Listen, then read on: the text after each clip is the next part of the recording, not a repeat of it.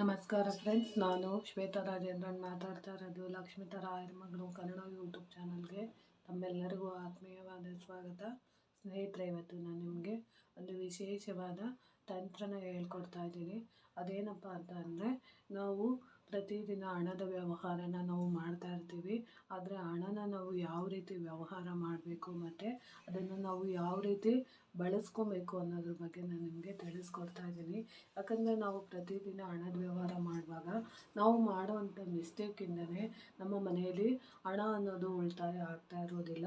ಆ ಹಣ ಉಳಿತಾಯ ಆಗಬೇಕು, ಯಾವಾಗಲೂ ಹೋದಂಥ ಹಣ ಮತ್ತೆ ನಮ್ಮ ಮನೆಗೆ ಮತ್ತೆ ಮತ್ತೆ ಬರಬೇಕು ಅನ್ನೋ ಅಭಿಲಾಷೆ ಇರೋರು ಅಥವಾ ಆಸೆ ಇರೋವಂಥವ್ರು ನಾನು ಹೇಳ್ಕೊಡೋ ಅಂಥ ಟಿಪ್ಸನ್ನು ಖಂಡಿತವಾಗ್ಲೂ ಫಾಲೋ ಮಾಡಿ. ಏನಪ್ಪ ಅದು ಅಂತಂದರೆ, ನೋಡಿ ಸ್ನೇಹಿತರೆ, ಇವಾಗ ನೀವು ಈ ರೀತಿ ಹಣದ ವ್ಯವಹಾರ ಮಾಡ್ತಿದ್ದೀರಾ ಅಂತಂದರೆ, ನೋಡಿ ಈಗ ಈ ರೀತಿ ಹಣ ಇರುತ್ತೆ ಅಂದ್ಕೊಳ್ಳಿ. ಈ ರೀತಿ ಹಣ ಇರೋದನ್ನು ನೀನು ಯಾವಾಗಲೂ ಅಷ್ಟೇ ನೋಡಿ ಈ ರೀತಿ ಎಣಿಸ್ತೀವಲ್ವಾ, ಈ ರೀತಿ ನಾವು ಎಣಿಸೋವಂಥ ಪದ್ಧತಿನ ಖಂಡಿತವಾಗ್ಲೂ ಮಾಡೋಕ್ಕೆ ಹೋಗಬಾರ್ದು. ಯಾಕಂದರೆ ನಾವು ಈ ರೀತಿ ಎಣಿಸಿ ಬೇರೆಯವ್ರಿಗೆ ನಾವು ಹಣನ ಕೊಟ್ಟಿದ್ದೆ ಆದರೆ ಹೋಗಿದ್ದ ಲಕ್ಷ್ಮಿ ಮತ್ತೆ ನಮ್ಮನೆಗೆ ವಾಪಸ್ಸು ಬರೋದಿಲ್ಲ. ಅದಕ್ಕೋಸ್ಕರ ನಾವು ಯಾವುದೇ ಒಂದು ಹಣದ ವ್ಯವಹಾರ ಮಾಡಬೇಕು ಅಂದರೆ, ಲಕ್ಷ್ಮಿನ ನಾವು ಎಣಿಸ್ಬೇಕು ಅಂದರೆ ನೋಡಿ ಈ ರೀತಿ ಎಡಗೈಯಲ್ಲಿ ದುಡ್ಡನ್ನು ನಾವು ಇಟ್ಕೊಂಡು ಅದನ್ನು ನಾವು ಈ ರೀತಿ ಇಟ್ಕೊಂಡು ಹಿಂಗೆ ಮಡಿಸ್ಕೊಂಡು ಈಗ ಕೌಂಟ್ ಮಾಡಬೇಕಾಗುತ್ತೆ. ನೋಡಿ ಈ ರೀತಿ ನೋಡಿ ಹಿಂಗೆ ಈ ರೀತಿ ನಾವು ಎಣಿಸ್ಬೇಕಾಗತ್ತೆ. ನೋಡಿ ಈ ರೀತಿ ನಾವು ಎಣಿಸ್ತಾ ನಾವು ಲಕ್ಷ್ಮಿನ ನಾವು ನಮ್ಮ ಮನೆಗೆ ಮಾಡ್ಕೊಳ್ಳೋ ಅಂಥ ಅಭ್ಯಾಸನ ಖಂಡಿತವಾಗ್ಲೂ ಮಾಡಬೇಕಾಗುತ್ತೆ. ನೋಡಿ ಈ ರೀತಿ ಎಣಿಸಿ ಅದಾದಮೇಲೆ ನಾವು ಯಾರಿಗಾದರೂ ನಾವು ಹಣನ ಕೊಡ್ತಿದ್ದೀವಿ ಅಂತ ಅಂದಾಗ ಈ ರೀತಿ ನಾವು ಎಣಿಸಿ ನೋಡಿ ಈ ರೀತಿ ಎಣಿಸಿ ನಾವು ತಗೊಳ್ಳಿ ಅಂತ ಹಿಂಗೆ ಕೊಡಬಾರ್ದು. ಈ ರೀತಿ ಈ ಶೇಪಲ್ಲಿ ನೀವು ಹಣನ ನೀವು ಕೊಟ್ಟಿದ್ದೆ ಆದರೆ ಖಂಡಿತವಾಗ್ಲೂ ಹಣ ನಮಗೆ ಮತ್ತೆ ವಾಪಸ್ಸು ಬರೋದಿಲ್ಲ. ಯಾವಾಗಲೂ ಅಷ್ಟೇ ನಾವು ಯಾವುದೇ ಒಂದು ವ್ಯಕ್ತಿಗೆ ಹಣನ ನಾವು ಕೊಡಬೇಕು ಅನ್ನುವಾಗ ನೋಡಿ ಈ ರೀತಿ ಮಡಿಸಿ ನಾವು ಈ ರೀತಿ ಹಣನ ಬೇರೆಯವ್ರಿಗೆ ಕೊಟ್ಟಾಗ ಅದು ಹೋಗಿ ಮತ್ತೆ ನಮಗೆ ರಿಟರ್ನು ಬರುತ್ತೆ. ಈ ರೀತಿ ಹಣದ ವ್ಯವಹಾರನ ನಾವು ಮಾಡಬೇಕಾಗುತ್ತೆ. ಯಾವಾಗಲೂ ಅಷ್ಟೇ ಈ ರೀತಿ ಕೊಡಬೇಕಾಗುತ್ತೆ. ನೋಡಿ ಹಿಂಗೆ ಕೊಟ್ಟಾಗ ಅವ್ರಿಗೂ ಒಳ್ಳೆಯದಾಗುತ್ತೆ, ನಮಗೂ ಒಳ್ಳೆಯದಾಗುತ್ತೆ. ಈ ರೀತಿ ಕೊಡಬೇಕಾಗುತ್ತೆ. ಅದಾದಮೇಲೆ ನೀವು ಕೊಡುವಾಗ ಏನು ಮಾಡಬೇಕು ಅಂದರೆ ಸ್ನೇಹಿತರೆ, ನೋಡಿ ಮನೆಗೆ ಯಾವಾಗಲೂ ಮಹಾಲಕ್ಷ್ಮಿ ನಮ್ಮ ಮನೆಗೆ ಸಾಲ ಅಂತ ಅಂತಿರ್ತಾರಲ್ಲ, ಆ ಸಾಲದ ಸಮಸ್ಯೆ ಜಾಸ್ತಿ ಬರಬಾರ್ದು ಅಂತ ಅಂದರೆ ನೋಡಿ ನೀವು ಏನು ಮಾಡಬೇಕು ಅಂದರೆ, ಈ ಪ್ರತಿ ನೋಟುಗಳು ಇರುತ್ತಲ್ಲ, ಈ ನೋಟುಗಳ ಮೇಲೆ ನೀವು ಒಂದು ಪುಟ್ಟ ತಂತ್ರನ ನೀವು ಮಾಡ್ಕೊಬೇಕಾಗುತ್ತೆ. ಅದೇನಪ್ಪ ಅಂದರೆ, ಮಹಾಲಕ್ಷ್ಮಿ ಯಾವಾಗಲೂ ನಮ್ಮ ಮನೆಯಲ್ಲಿ ಸ್ಥಿರವಾಗಿ ಉಳಬೇಕು ಅಂತ ಬಯಸುವಂಥವ್ರು ಒಂದು ತುಂಡು ಬಜೆ ಪೀಸನ್ನು ನೀವು ತೊಗೊಬೇಕಾಗುತ್ತೆ. ಈ ಬಜೆ ಪೀಸನ್ನು ತೊಗೊಂಡು ನೀವು ಪ್ರತಿಯೊಂದು ನೋಟುಗಳಿಗೂ ನೀವು ಈ ರೀತಿ ಸವರಬೇಕಾಗುತ್ತೆ. ನೋಡಿ ಈ ರೀತಿ ಪ್ರತಿಯೊಂದು ನೋಟುಗಳಿಗೂ ನೋಡಿ ಈ ರೀತಿ ಸವರುವಾಗ ನೀವು ಏನು ಹೇಳ್ಕೊಬೇಕು ಅಂದರೆ, ಅಮ್ಮ ಮಹಾಲಕ್ಷ್ಮಿ ಹೇಗೆ ಹೋಗ್ತೀಯೋ ಹಾಗೆ ನಮ್ಮ ಮನೆಗೆ ಮತ್ತೆ ಬಾರಮ್ಮ, ನಮ್ಮ ಮನೆಗೆ ನನ್ನ ಕೈ ಸೇರಮ್ಮ ಅಂತ ನೀವು ಹೇಳ್ಕೊಂಡು ನೋಡಿ ಈ ರೀತಿ ಬಜೆಗಳ ಮೇಲೆ ನೀವು ಈ ರೀತಿ ನೋಟ್ಗಳ ಮೇಲೆ ಈ ರೀತಿ ನೀವು ನೋಡಿ ಹಿಂಗೆ ಸರಬೇಕಾಗುತ್ತೆ. ನೋಡಿ ಈ ರೀತಿ ಸರವಿ ನೋಡಿ ಪ್ರತಿಯೊಂದು ನೋಟುಗೂ ಈ ರೀತಿ ಬಜೆಗಳನ್ನ ನೀವು ಸರಬೇಕಾಗುತ್ತೆ. ನೋಡಿ ಈ ರೀತಿ ಪ್ರತಿಯೊಂದು ನೋಟುಗೂ ನೀವು ನೋಡಿ ಈ ರೀತಿ ಸ್ಪರ್ಶ ಮಾಡೋದ್ರಿಂದ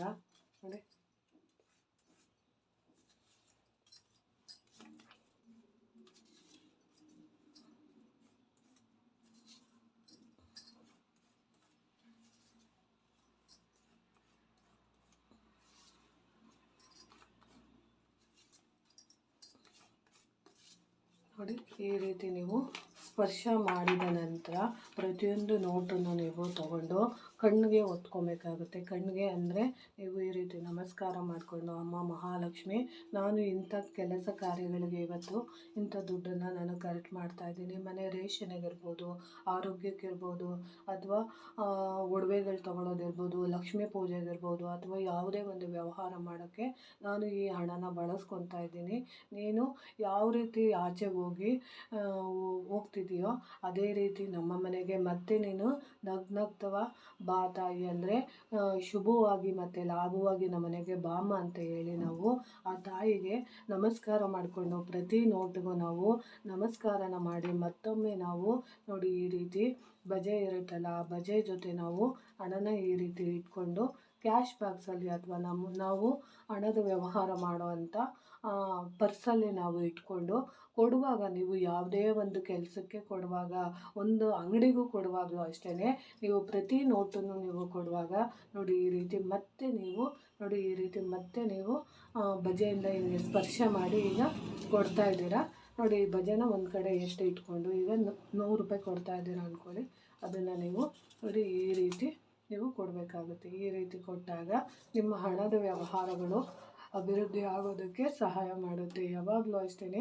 ನಾವು ಈ ರೀತಿ ಹಣದ ವ್ಯವಹಾರನ ಪ್ರತಿದಿನ ಮಾಡೋದ್ರಿಂದ ಖಂಡಿತವಾಗ್ಲೂ ನಮ್ಮ ಮನೆಯಲ್ಲಿ ಮಹಾಲಕ್ಷ್ಮಿ ಸ್ಥಿರ ಮಹಾಲಕ್ಷ್ಮಿ ನಮ್ಮ ಜೊತೆನೇ ಉಳ್ಕೊತಾರೆ. ಆಮೇಲೆ ಯಾವಾಗಲೂ ಅಷ್ಟೇ ದುಡ್ಡನ್ನು ನಾವು ಎಣಿಸುವಾಗ ಎಂಜಿಲುಗೈ ಮಾಡಿ ಈ ರೀತಿ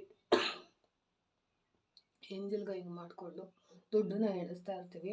ಆ ರೀತಿ ಎಂಜಿಲುಗೈಗಳಿಂದ ನೋಟುಗಳನ್ನ ಖಂಡಿತವಾಗ್ಲೂ ಮುಟ್ಟೋಕ್ಕೆ ಹೋಗಬೇಡಿ. ಯಾಕಂದರೆ ಈ ಲಕ್ಷ್ಮೀ ದೇವಿ ಅನ್ನೋದು ಮಹಾಲಕ್ಷ್ಮಿ ಆಗಿರ್ತಾರೆ. ನಾವು ಎಂಜಿಲನ್ನ ಸ್ಪರ್ಶ ಮಾಡೋದ್ರಿಂದ ಖಂಡಿತವಾಗೂ ಮಹಾಲಕ್ಷ್ಮಿ ನಮ್ಮ ಜೊತೆ ಬರೋದಕ್ಕೆ ಇಷ್ಟಪಡೋದಿಲ್ಲ. ಈ ರೀತಿ ನೀವು ಟಿಪ್ಸನ್ನು ನೀವು ಫಾಲೋ ಮಾಡಿ ವ್ಯವಹಾರನ ನೀವು ಅಭಿವೃದ್ಧಿ ಮಾಡ್ಕೊಳ್ಳಿ.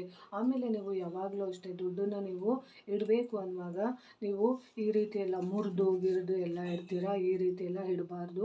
ಯಾವಾಗಲೂ ಹಣದ ವ್ಯವಹಾರ ಮಾಡುವಾಗ ನಿಮ್ಮ ವ್ಯಾನಿಟಿ ಬ್ಯಾಗಲ್ಲಿ ಯಾವಾಗಲೂ ಹಣದ ನೋಟುಗಳು ನೋಡಿ ಈ ರೀತಿ ಉದ್ದಕ್ಕೆ ಇರೋಂಗೆ ನೀವು ಮೇಂಟೈನ್ ಮಾಡಬೇಕಾಗುತ್ತೆ. ನೋಡಿ ಈ ರೀತಿ ಉದ್ದಕ್ಕೆ ಇಟ್ಕೊಳ್ಳೋ ಅಂಥದ್ದನ್ನ ನೀವು ವ್ಯವಹಾರ ಮಾಡಬೇಕಾಗುತ್ತೆ. ಮತ್ತು ಇದ್ರ ಮಧ್ಯದಲ್ಲಿ ನೀವು ಯಾವಾಗಲೂ ಅಷ್ಟೇ ನೀವು ನಾನು ಮುಂದಿನ ದಿನಗಳಲ್ಲಿ ನಾನು ಹೇಳ್ಕೊಡ್ತೀನಿ ಯಾವ ರೀತಿ ಹಣನ ನಾವು ಪರ್ಸ್ನಲ್ಲಿ ಇಟ್ಕೊಬೇಕು ಮತ್ತು ಅದ್ರ ಜೊತೆ ಯಾವ್ಯಾವ ವಸ್ತುಗಳನ್ನ ನಾವು ಇಟ್ಕೊಬೇಕು ಅನ್ನೋದನ್ನ ನೋಡಿ ಈ ರೀತಿ ನೀವು ಹಣದ ವ್ಯವಹಾರನ ಮಾಡಬೇಕಾಗುತ್ತೆ.